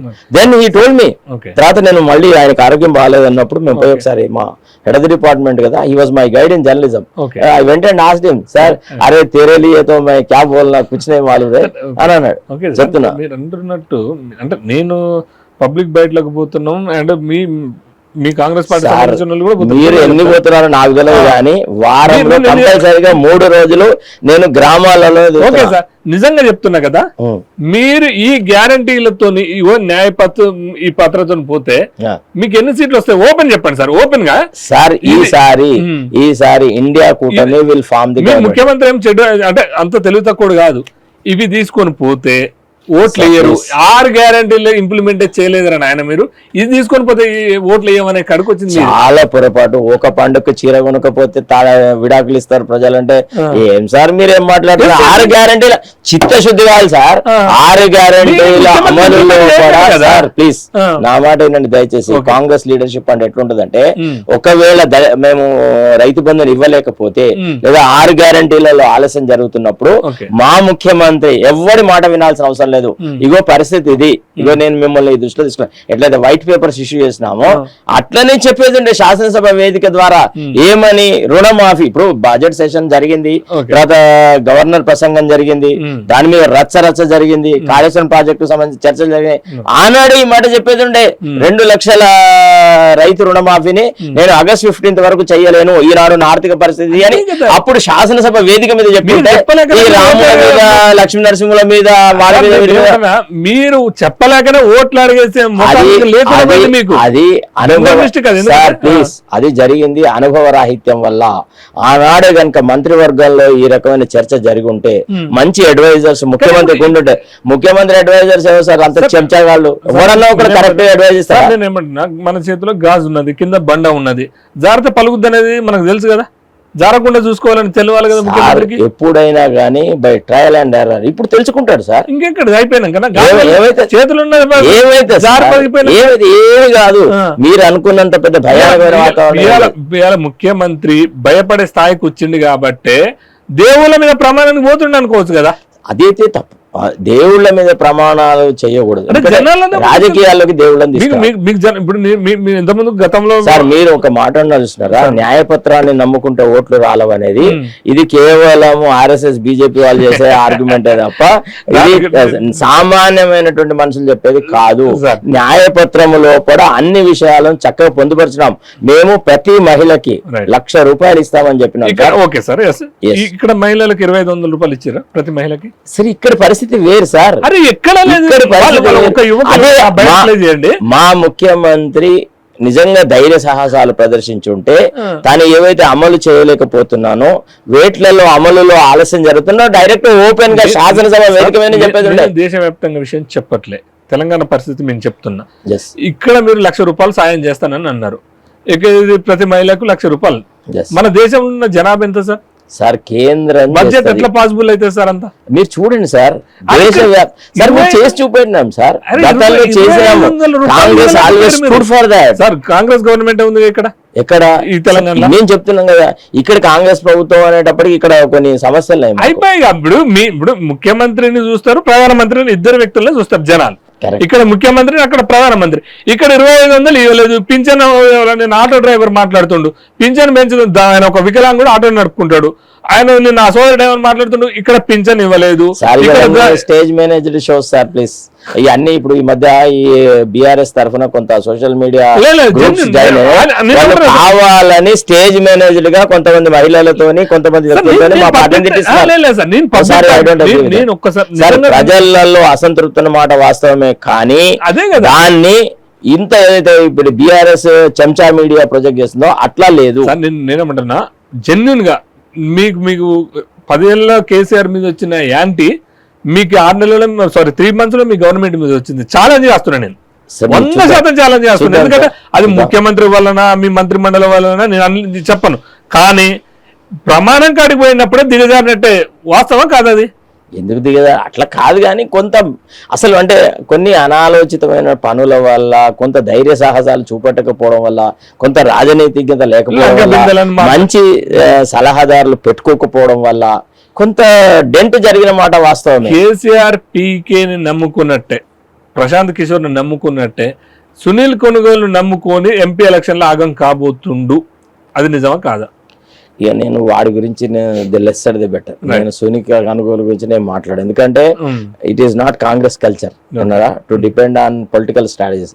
మేము ప్రజలను నమ్ముతాం, ప్రజల దగ్గరికి పోతాం, ప్రజలనే బతిమిలాడుకుంటాం, వేడుకుంటాం, request చేస్తాం, వాళ్ళకు నమ్మబలుకుతాం. ఇది Congress ideology. కానీ నేనెన్నాడు ఈ ఆడు వీడు వచ్చి ఎల్లడి చేయలేదు. మా ముఖ్యమంత్రులు ఎవరిని సలహాదారుని పెట్టుకోలేదు, డాక్టర్ చెన్నారెడ్డి పెట్టుకోలేదు. ఆ తర్వాతనే ముఖ్యమంత్రులు ఎవరు పెట్టుకోలేదు, వెంగళరావు పెట్టుకున్నాడా? అలా మేము మా ఓన్ పోతామన్నారు. మా విజయభాస్కర్ రెడ్డి పెట్టుకున్నాడా, లేకపోతే ఎవరు పెట్టుకున్నారు? ఎవరు పెట్టుకోలేదు. ఈ 7 సునీల్ కనుగోలు ఎవడండి, వాడేవాడండి మాకు సలహాలు ఇచ్చారు. పెట్టుకున్న దాంట్లో కూడా ఒక్క రెడ్డి కులానికి అంటే ఒక్క కులానికే మొత్తం పదవి ఇచ్చారని బాగా సోషల్ మీడియాలో జరుగుతుంది. ఎందుకు? దీంట్లో కూడా సమన్వయం పాటించాలి కదా. కాంగ్రెస్ అంటేనే ఒక కమ్యూనిటీ. ఇప్పుడు అది ఎలక్షన్ల సందర్భంలో మాట్లాడేది కాదు సార్. ఎలక్షన్స్ అయిన తర్వాత సోషల్ జస్టిస్ గురించి తప్పకుండా మాట్లాడతా. మళ్ళీ ఇంకో కాంగ్రెస్ లో సోషల్ జస్టిస్ ఉందంట సార్. తెప్పిస్తాం సార్, లేకుంటే తెప్పిస్తాం. ఇంకేంది, లేకుంటే తెప్పిస్తాం. ఆలోపు శరత్ కుమార్ సార్ ఉంటారా, సస్పెండ్ అవుతారా? అరే ఉంటారు, పోతారండి. మీరు సార్ ఇప్పుడు ప్రతిసారి నన్ను కేంద్రీకరించి మాట్లాడతారు. ఎగ్జాంపుల్ చేస్తున్నా, బక్క జడ్సన్ గారికి ఎందుకు క్వశ్చన్ చేసినందుకు ఎందుకు అన్యాయంగా సస్పెండ్ చేయాల్సి వచ్చింది సార్? ఆయనని ఎవరో సస్పెండ్ చేసిన కావచ్చు, కానీ మాలాంటి వాళ్ళము కట్టర్ కాంగ్రెస్ వాదులము జడ్సన్ వెంటే ఉన్నాం. ఇంకా ఏమైనా చెప్పారా? ఇంకోటి ఇప్పుడే వచ్చిన మంచి పాయింట్కి వచ్చినాం. ఇప్పుడు మీ పార్టీ అభ్యర్థి కాంగ్రెస్ పార్టీ మీ మిత్రుడు తీన్మార్ మల్లన్న గారు పోటీ చేస్తున్నారు. మీ కట్టర్ కాంగ్రెస్ ఆయన వీళ్ళంతా రాకముందే కాంగ్రెస్ లో ఉండి కాంగ్రెస్ కన్వర్షన్ చేస్తున్న జడ్సన్ గారు పోటీ చేస్తారు. అక్కడ అశోక్ గారు ఉన్నారు. ఇప్పుడు మీ మద్దతు ఎవరు సార్ వ్యక్తిగతంగా? మీకు క్వశ్చన్ చెప్పన్నా, అసలు తీన్మార్ మల్లన్న కాంగ్రెస్ పార్టీలో చేరడం గానీ, ఎమ్మెల్సీ టికెట్ అడుగుతాడని గానీ, లేకపోతే ఇవన్నీ ఏవి జరగక ముందే అందరికంటే ముందు జడ్సన్ గారు తాను ఎమ్మెల్సీగా కంటెస్ట్ చేస్తానన్నమాట వాస్తవం. First point. రెండోది, జడ్సన్ గారు నేను గత 2.5 సంవత్సరాల నుంచి కేసీఆర్ ప్రభుత్వం ఎన్నో కేసులు వేస్తూ ఎన్నో రకాలుగా అప్పటి ఆ నియంత్రిత రాజకీయాలను వ్యతిరేకిస్తూ వచ్చిన వ్యక్తిని. రెండోది. మూడోది, సహజంగా నా రాజకీయమైనటువంటి పొలిటికల్ ఐడియాలజీలో, నా బెంట్ ఆఫ్ థింకింగ్ లో నేను ఎప్పుడు దళిత్ మూవ్మెంట్ నే సపోర్ట్ చేసిన. కాబట్టి నాకు జడ్సన్ అందరికంటే చాలా దగ్గర వ్యక్తి. అట్లానే నాకు మల్లనతో శత్రుత్వం లేదు, అశోక్ సార్ తో లేదు. కానీ ఏది మీరు పార్టీలేనే? నేను పార్టీ లైన్ కూడా పార్టీ ఐడియాలజీ చూస్తా. నేను ఈ సొళ్ళ విషయాలను పట్టించుకోను. నేను పట్టించుకునేది ఏంటంటే, సహజంగా ఎవరు who is born in Congress who will die with our Congress flag. రేపు సస్తే శరత్ కుమార్ చచ్చిపోయినా, జడ్సన్ చచ్చిపోయినా మా కాంగ్రెస్ జెండా కప్పి మా శవాలు పోతే తప్ప వేరే పార్టీలో పోవు. కాబట్టి మేము సహజంగా మేము అట్లాంటి వాళ్ళని ఇష్టపడతాం. మాకు ఈ మైగ్రెంట్ బర్డ్స్ మీద నమ్మకం ఉండదు. To be frank with you. యాంతట తిరిగి మొత్తం అన్ని ఇల్లు తిరిగి వచ్చిన పిల్లి ఇక్కడికి రాగానే పెద్ద పులు అవుతుందా? మన ఇంటికి రాగానే చెప్పండి. ప్రతి ఇంట్లో ఎంగిల్ గిన్నెలు నాకు వచ్చిన పిల్లులు మా ఇంటికి రాగానే పెద్ద పుల్లు అవుతాయా? మేము ఎందుకు సపోర్ట్ చేస్తాం? మీ సపోర్ట్ ఖచ్చితంగా బక్క జడ్సన్ గారికి. అది నేను ఇప్పుడు డిక్లేర్ చేసిన. I have declared it long ago.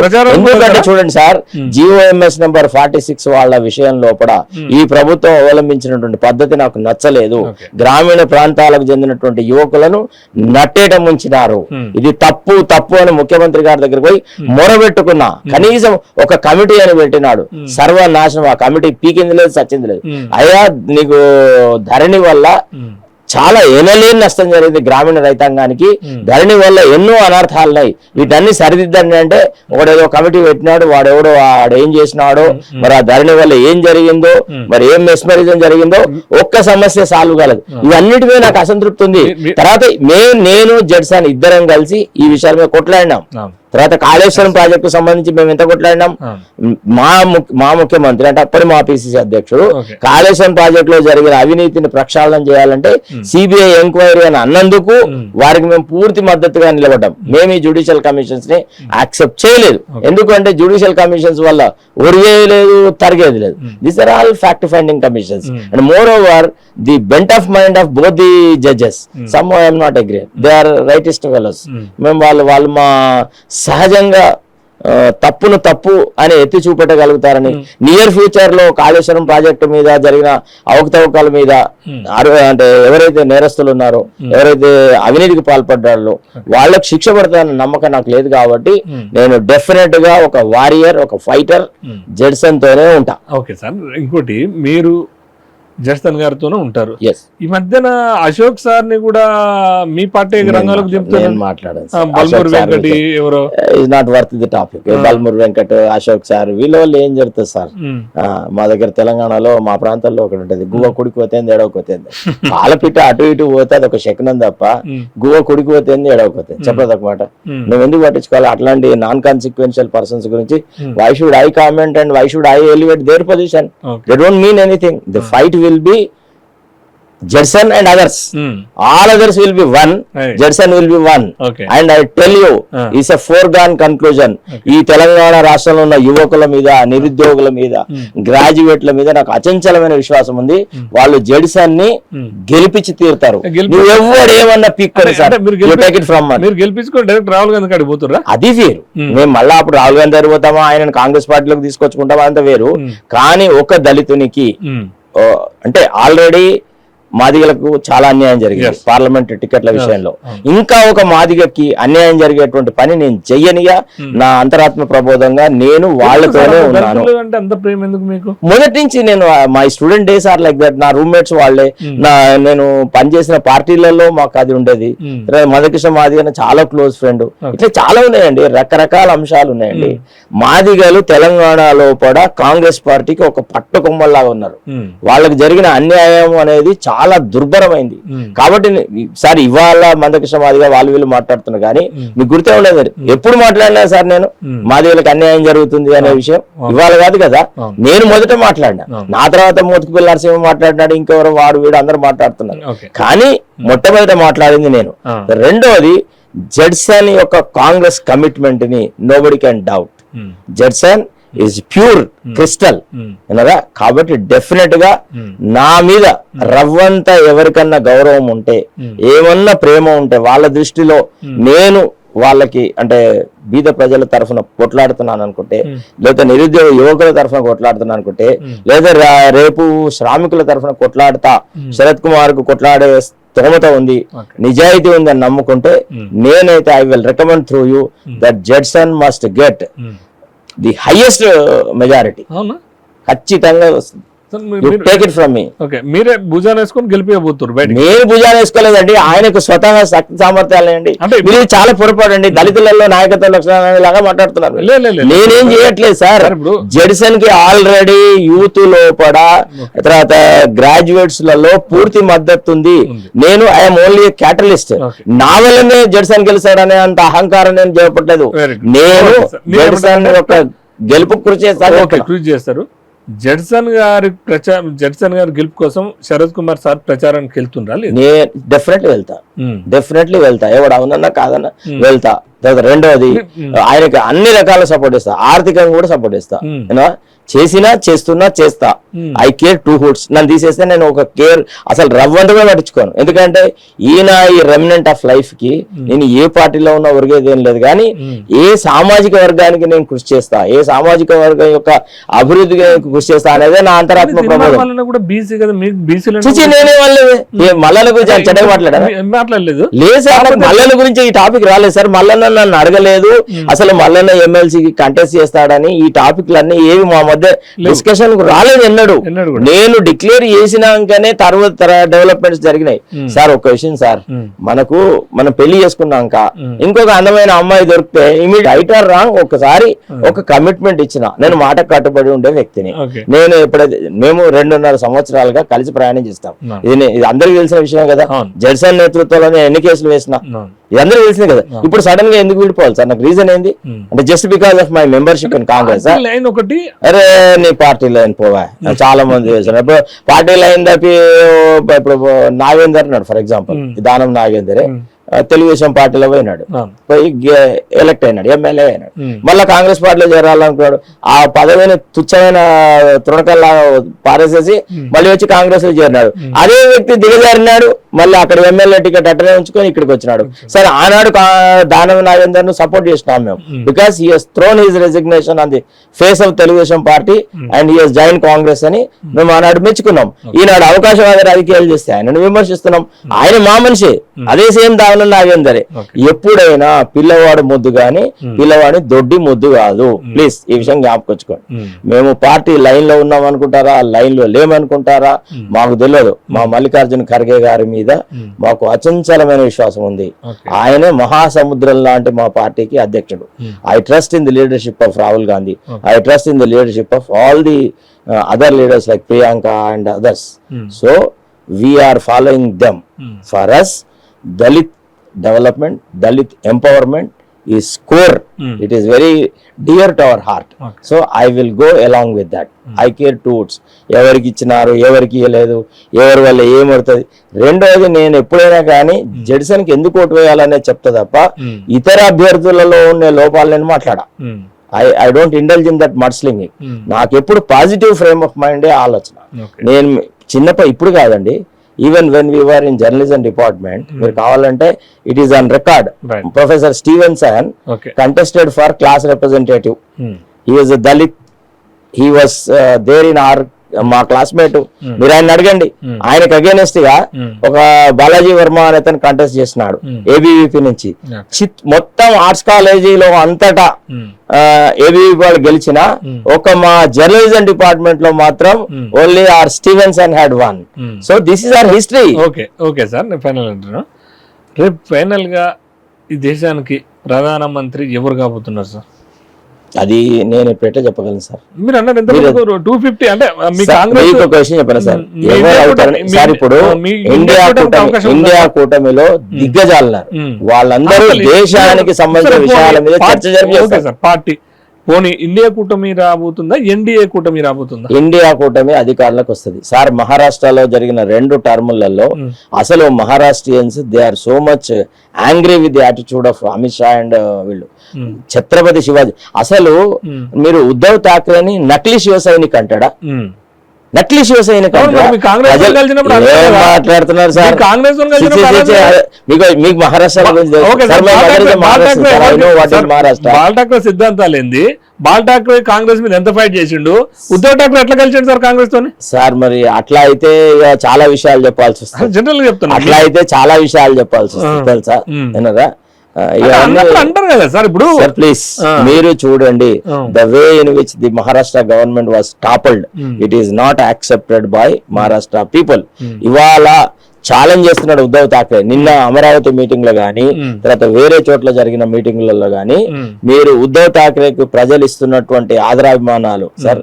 మీకు విషయం చెప్పన్నా, మేము బార్డర్ డిస్ట్రిక్ట్ సంబంధించిన వాళ్ళం. మా బంధువులందరూ మహారాష్ట్రలో ఉంటారు సార్. మా రిలేషన్స్ ఉన్నారు and my mother was a Maharashtrian. You got very close links with Maharashtra. We know that. Sarath నా పేరు, నాట్ శరత్. దాన్ని తెలుగేజ్ అయ్యి శరత్ అయింది.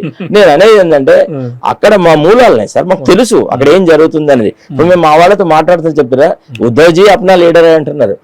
ఎవడు షిండే యాక్సెప్ట్ చేస్తారు సార్?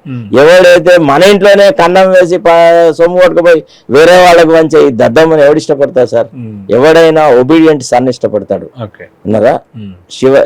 ఖచ్చితంగా ఎన్సిపి, కాంగ్రెస్ అండ్ ఉద్ధవ్ ఠాక్రే వర్గం ఇదే రేపు పవర్లోకి వస్తుంది అన్నారా? తర్వాత యూపీలో కూడా మొత్తం డౌన్ అయింది, బీహార్ లో డౌన్ అయిపోయింది బీజేపీ, చాలా రాష్ట్రాలలో పోతుంది. కాబట్టి ఖచ్చితంగా ఇండియా కూటమి విల్ కమ్ టు పవర్. ఇప్పుడు ఆల్రెడీ వచ్చిన ఇంటెలిజెన్స్ రిపోర్ట్స్ తోనే మోడీ భయపడి కాంగ్రెస్ మీద మన్ను వస్తున్నాడు. మీకు ఆ విషయం తెలియదు?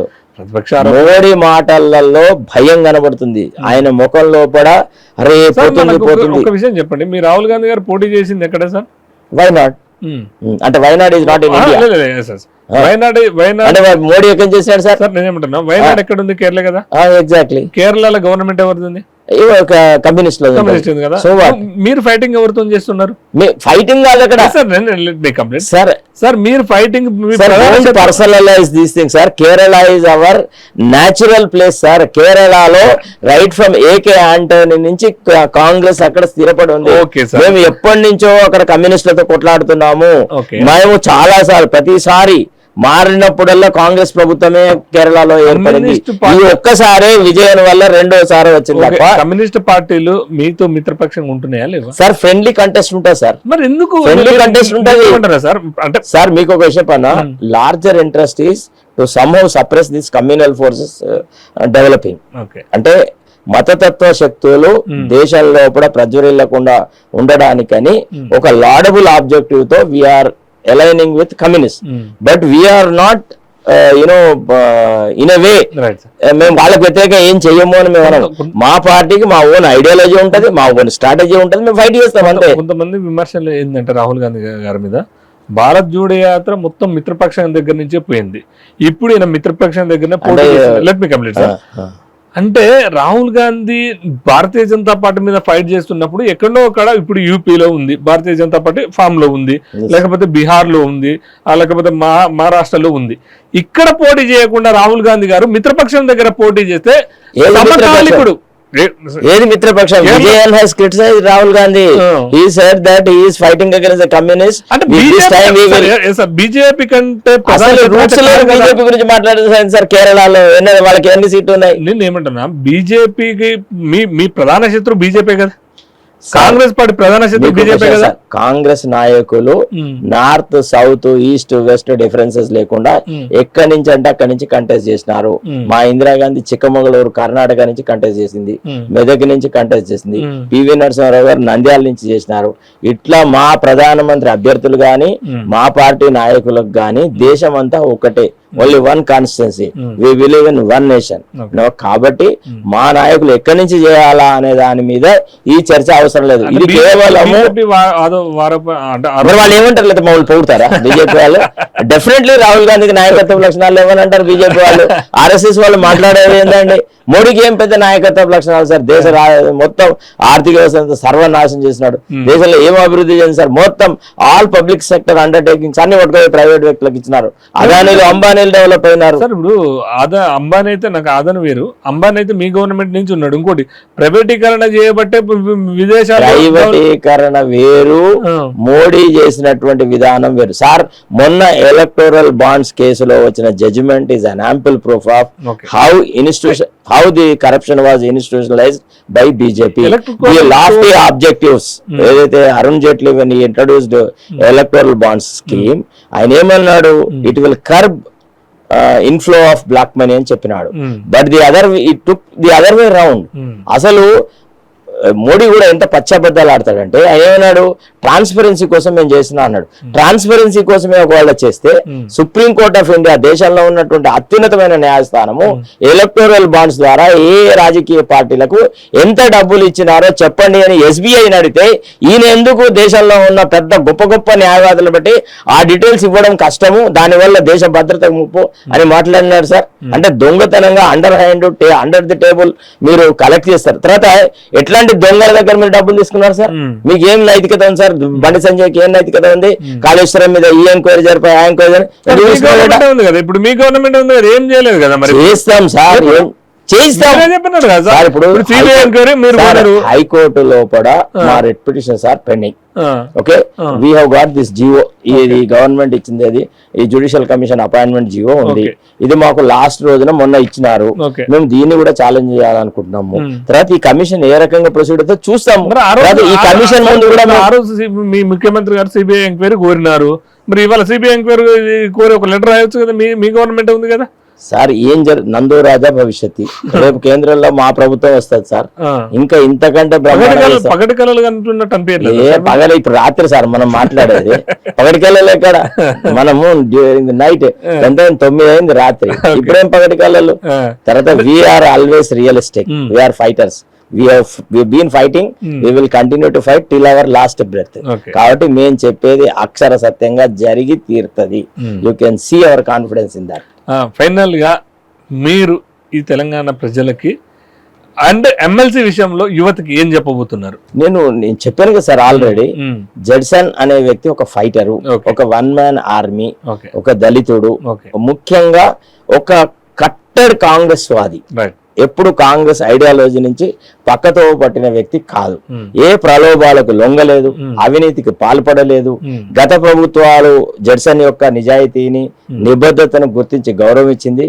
ఈనాడు పార్టీ నుంచి బహిష్కరించాల్సినంత నేరం జడ్సన్ ఏం చేయలేదు. ఓకే, ఆయనను బహిష్కృతం చేసినప్పటికి కూడా ఉమ్, ఇప్పుడు ఇల్లటం పోయిన పిల్లోడు మనోడు కదా, మన కొడుకు కదా. ఉమ్, మనకు కూడా ఒక మాట మనం బయటికి నెట్టినాం అనుకో అయిపోయింది. ఉమ్, కాబట్టి డెఫినెట్ గా నా మీద ఏమాత్రం రవ్వంత అభిమానం ఉన్న వ్యక్తులైనా గానీ ఉమ్. జడ్సన్ కు మద్దతు ఇవ్వాలని నేను మీ ద్వారా వాళ్ళని రిక్వెస్ట్ చేస్తాను. నెక్స్ట్ మీరు కాంగ్రెస్ లో ఉంటారో పోతారో తెలవట్లేదు కదా. ఉంటాం పోతాం సార్. నేను చిట్ట చివరి last stages of my life ఇంకెన్ని రోజులు బతుకుతాం సార్? 5-6 ఏళ్ళు 10 ఏళ్ళు బతాం కావచ్చు. అంటే Okay, okay. ఉంటే ఏం పడుతుంది, ఏం ఫరక్ పడుతుంది సార్? నేను పోస్ట్ అడుగుతున్నా. Right. నాకు రేపు ఏదో పదవి కావాలన్న కోరిక ఉంటే వాళ్ళ వీళ్ళ సంతృప్తికి మాట్లాడతా. నేను ఎవరి సంతృప్తికి మాట్లాడా. పదవుల మీద ఏం ఆశలు లేవు సార్? ఎప్పుడు లేవు, అప్పుడు లేవు, ఇప్పుడు లేవు. Whatever has come to me, it has come to my feet.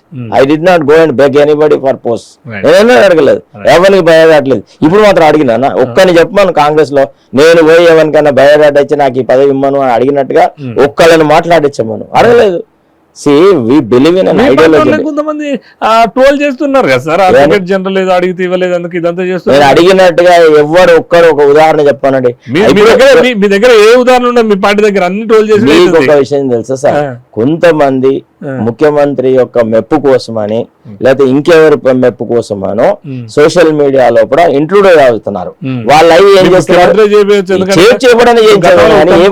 వినండి, కావాలని కొన్ని విమర్శలు చేస్తున్నారు. నేను వాళ్ళ విజ్ఞతకి వదిలేడుతున్నా, వాళ్ళ నిజాయితీకి వదిలేడుతున్నా. వాడికి వాళ్ళ అమ్మా నాయనల మీద నమ్మకం ఉంటే, వాడు నమ్ముకునే దేవుళ్ళ మీద వాడికి నమ్మకం ఉంటే, వాడు నిజంగా వాడికి ఏదైనా ఇన్ఫర్మేషన్ ఉంటే నా మీద అట్లాంటి కామెంట్ పెట్టని. వాడు అమ్మ నాన్నలకు పుట్టకపోతే, లేకపోతే వానికి ఏ రకమైనటువంటి ఆధారం లేకపోతే, వాడికి ఏ నీతి నిజాయితీ లేకపోతే ఇట్లాంటి అవాకులు చవాకులు పలకని.